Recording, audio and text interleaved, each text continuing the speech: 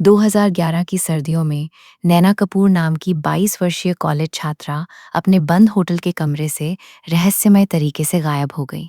उसका मामला भौतिक साक्ष्यों के पूर्ण अभाव से परिभाषित है। वो एक आलीशान होटल से बिना किसी सीसीटीवी कैमरे को सक्रिय किए, बिना कोई फिंगरप्रिंट छोड़े और बिना किसी फिरौती की मांग किए गायब हो गई। ये 3D वायरफ्रेम कमरा नंबर 307 का सटीक लेआउट दिखाता है। इस कमरे में बंद न खुलने वाली खिड़कियां हैं और अंदर जाने और बाहर निकलने का सिर्फ एक ही रास्ता है। सचमुच वहां से भागने का कोई भौतिक मार्ग नहीं था। घटनास्थल से केवल एक पुलिस कैसेट ही बरामद हुई। टेप में नैना की आवाज सुनाई दे रही है, जिसमें वो कह रही है कि कमरे में उसके साथ कोई और भी है। जब पुलिस अधिकारियों ने दरवाजा तोड़ा तो कमरा खाली था। टेबल पर रखे नैना के फोन में अभी भी सन्नाटे की रिकॉर्डिंग चल रही थी। जांचकर्ताओं को कमरे में सिर्फ एक बदलाव मिला। लिपस्टिक से एक भयावह संदेश लिखा हुआ था। कई वर्षों बाद यही तस्वीर खोजी पत्रकार आरव मेहता को एक ऐसे अनसुलझे मामले की ओर ले गई जिसे फोरेंसिक विज्ञान भी सुलझा नहीं पाया था। नैना के लापता होने से एक ऐसी स्थिति का संकेत मिलता है जहां भौतिक जगत के नियम लागू नहीं होते, जिससे जांचकर्ताओं को ये समझने के लिए पारंपरिक साक्ष्यों से परे जाकर देखना पड़ा कि वो एक बंद कमरे से कैसे निकली। आरव ने इस मामले की पड़ताल पुणे के बाहरी इलाके में स्थित एक सुनसान होटल तक की। स्थानीय लोग इमारत से दूर रहते हैं। उनका दावा है कि रात में ऊपरी मंजिलों से अभी भी खटखटाने की आवाज गूंजती है। 2011 के होटल मैनेजर ने कभी भी स्पष्ट जानकारी नहीं दी। नैना के लापता होने के कुछ महीनों बाद उन्होंने आत्महत्या कर ली। पुलिस को दिया गया उसका अंतिम बयान विरोधाभासी था।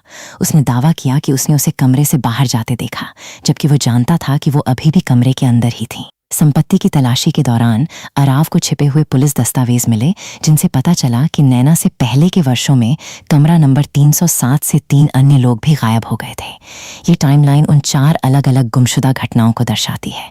प्रत्येक घटना ठीक सुबह 3:07 बजे घटी, जब पीड़ितों ने जोर से दरवाजा खटखटाने की शिकायत की। जब हम उनकी डायरी की प्रविष्टियों को देखते हैं तो उनमें एक जैसे शब्द मिलते हैं। उन सभी ने दावा किया कि जब उन्होंने झांक कर देखा तो उन्हें केवल खुद ही वापस घूरते हुए दिखाई दिए। ये रिकॉर्ड बताते हैं कि कमरा 307 एक मशीन की तरह काम करता है, जिसमें एक निश्चित क्रम, एक समयबद्ध ट्रिगर, एक दृश्य आकर्षण और फिर पूरी तरह से गायब हो जाना शामिल है। अराव को जल्द ही पता चला कि इन नियमों की जांच करने की उसे व्यक्तिगत कीमत चुकानी पड़ी। जैसे जैसे वो कमरा नंबर 307 के व्यवहार का दस्तावेजीकरण करता गया, वैसे वैसे उसका अपना व्यवहार भी तेजी से बदलने लगा। गंभीर अनिद्रा से पीड़ित होने के कारण उसने अपनी परछाई के स्वतः हिलने डुलने और दर्पण में ऐसी परछाइयां देखने के उदाहरण दर्ज किए जो वास्तव में कमरे में मौजूद नहीं थीं। ये मूल शोधकर्ता के रिकॉर्ड से मेल खाता था, जिसकी मृत्यु एक मनोरोग वार्ड में हुई थी।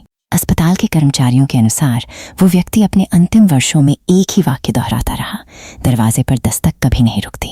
अपनी बात को साबित करने के लिए अराव निगरानी कैमरों और ऑडियो रिकॉर्डरों से लैस होकर कमरा नंबर 307 में दाखिल हुआ, ताकि वो सुबह 3:07 बजे होने वाली इस घटना को रिकॉर्ड कर सके।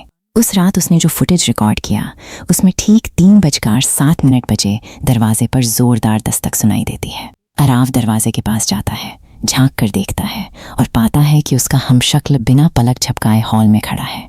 उसके ऑडियो रिकॉर्डर ने एक ऐसी आवाज़ रिकॉर्ड की जो उसकी अपनी नहीं थी।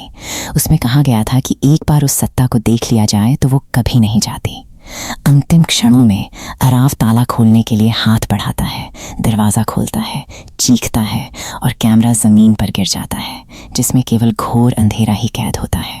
उस जीव को ज़बरदस्ती अंदर घुसने की ज़रूरत नहीं पड़ी। उसने जांचकर्ता के जुनून का फायदा उठाकर दरवाजा खोल दिया। जब पुलिस पहुंची तो उन्हें अराव का सामान तो मिला, लेकिन उस आदमी का कोई निशान नहीं मिला। ये फुटेज राष्ट्रीय समाचार बन गया और कमरा नंबर 307 के रिकॉर्ड में एक और नाम जुड़ गया। कमरा 307 एक ऐसे जाल की तरह काम करता है जो खुद को दोहराता रहता है।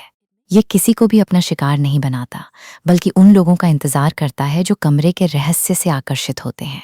पीड़ित के चेहरे को ही चारा बनाकर ये शक्ति छिपने की स्वाभाविक प्रवृत्ति को दरकिनार कर देती है।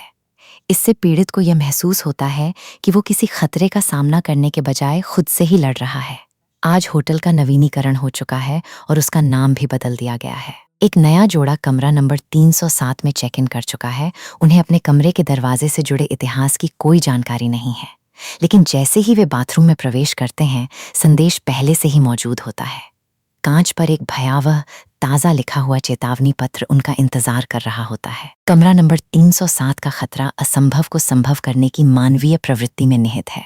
कभी कभी किसी रहस्य से बचने का एकमात्र तरीका दरवाज़ा बंद रखना होता है।